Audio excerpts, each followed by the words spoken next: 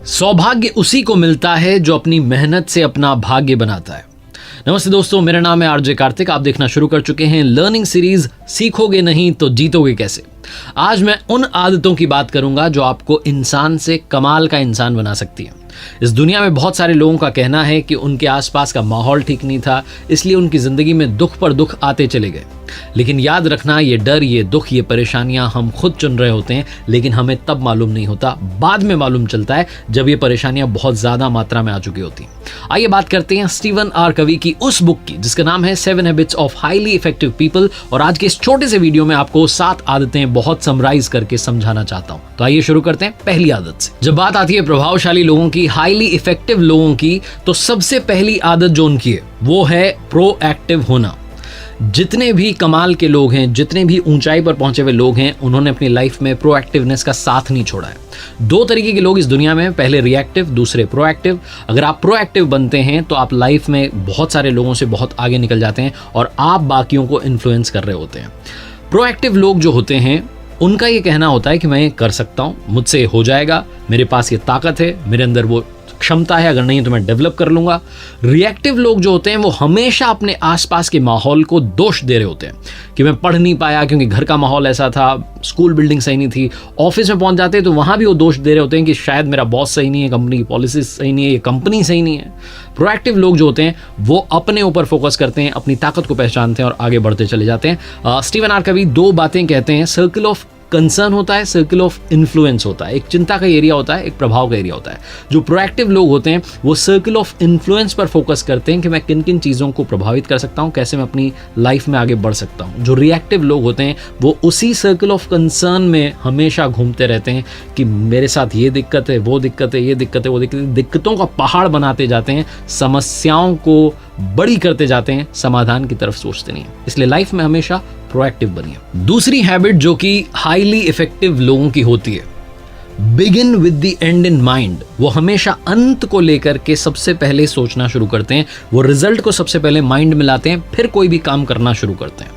आपने सुना होगा कि दुनिया में कोई भी चीज का निर्माण 2 बार होता है। कोई भी चीज 2 बार क्रिएट होती है। पहला उसका मेंटल क्रिएशन होता है, दूसरा उसका फिजिकल क्रिएशन होता है। मेंटल क्रिएशन से मतलब है कि कोई भी चीज सबसे पहले अपने माइंड में उसका नक्शा बनाते हैं, अपने माइंड में उसे विजुलाइज करते हैं, सबसे पहले सोचना शुरू करते हैं, फिर वो लाइफ में क्रिएट होने लगती है। जैसे कि अगर आप अपना मकान बनाना चाहते हैं तो आप उसका नक्शा एक बार माइंड में सोच रहे होते हैं, यहाँ पर बेडरूम होगा, यहाँ लिविंग रूम होगा, ये होगा, वो होगा।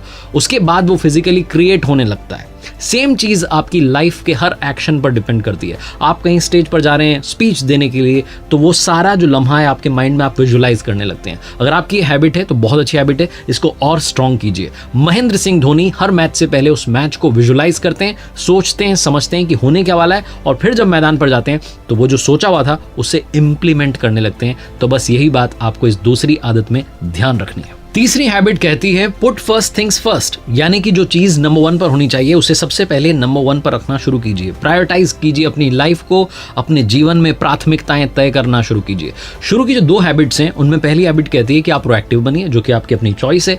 दूसरी हैबिट कहती है कि आप विजुलाइज कीजिए। लेकिन ये जो तीसरी हैबिट है ये पहली और दूसरी को मिलाकर के बनती है, यानी कि जब आप अपनी लाइफ में प्रोएक्टिव होंगे, आप विजुलाइज करने लगेंगे तो बहुत सारी चीजें आपके सामने होंगी। अब आपको उन्हें प्रायोरिटाइज करना है, प्राथमिकताएं तय करनी है। जो चीज नंबर 1 पर होनी चाहिए उसे नंबर 1 पर रखना शुरू कर दीजिए। Habit number 4, always think win win. हमारी लाइफ में क्या होता है, या तो हम इधर सोच रहे होते हैं या और सोच रहे होते हैं, या तो ये या वो। कभी भी हम विन विन सिचुएशन की तरफ नहीं सोच रहे होते हैं। बहुत सारे लोगों को लगता है कि लाइफ इज अ रेस, भागना है, दौड़ना है, नंबर 1 आना है। लेकिन लाइफ इज अ रेस जिसमें सबको साथ लेके चलना है और सबको साथ नंबर 1 पर आना है। यही असली जिंदगी का मतलब है। अगर आप डीप मीनिंग समझेंगे, असली मतलब समझेंगे, तो वो यही कहता है कि हम सब साथ हैं तभी चेहरे पर मुस्कान है। अगर आप बहुत आगे भी निकल गए और अकेले रह गए तो लाइफ का कोई मतलब नहीं है, आपके साथ कोई हैप्पीनेस सेलिब्रेट करने के लिए होगा नहीं। तो विन विन जो सिचुएशन है वो यही कहती है कि अगर एक चपाती है तो ये मत सोचिए कि बड़ा हिस्सा मैं रख लेता हूँ, छोटा हिस्सा किसी और को देता हूँ। ये सोचिए कि क्या हम उसे 50-50 करके शेयर कर सकते हैं। विन विन सिचुएशन ये कहती है कि साहस को भी रखिए, सूझबूझ को भी रखिए। विन विन सिचुएशन कहती है कि आत्मविश्वास को भी रखिए, सहयोग को भी रखिए। तो विन विन सिचुएशन का मतलब यह है कि आप जीत के बारे में तो सोचिए, लेकिन लोगों को, दूसरों को साथ लेके चलने के बारे में भी सोचना शुरू कीजिए। Habit number 5, seek first to understand then to be understood, यानी कि पहले दूसरों को समझो फिर अपनी बात को समझाओ।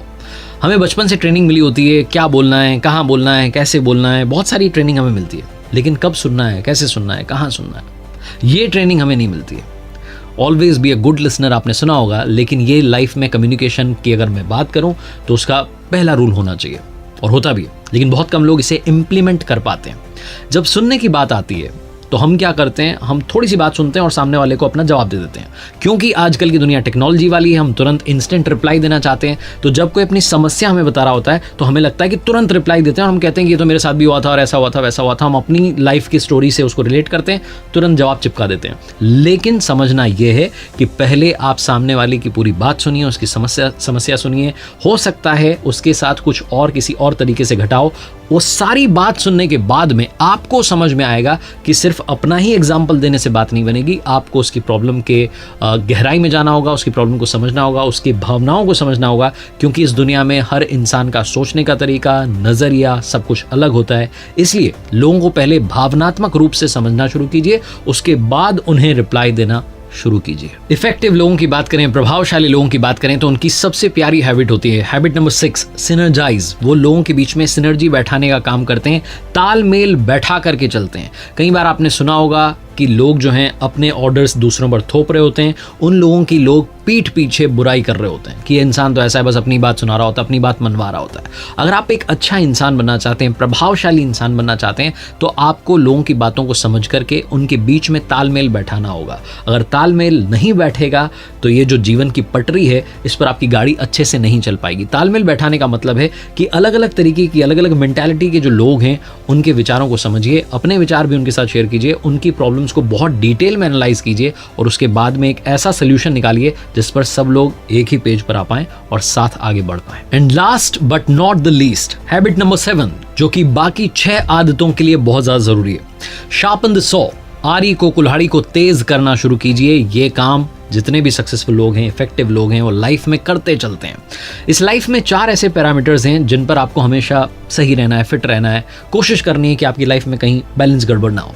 फिजिकल, सोशल या इमोशनल, मेंटल और स्पिरिचुअल, ये जो 4 पैरामीटर्स हैं, इनके बीच में ही आपको लाइफ को लेकर के चलना है। तो उसके लिए ज़रूरी है कि आप अच्छी आदतें डालें। फिजिकल एक्टिविटीज़ की बात करूँ, एक्सरसाइज करें, जिम जाएं, योगा करें। मेंटल अगर मैं बात करूं तो थोड़ा सा पढ़ना लिखना शुरू कीजिए, नया सीखना शुरू कीजिए। स्पिरिचुअल बात करूं तो आप प्रकृति के पास जाइए, अध्यात्म की दुनिया में जाइए।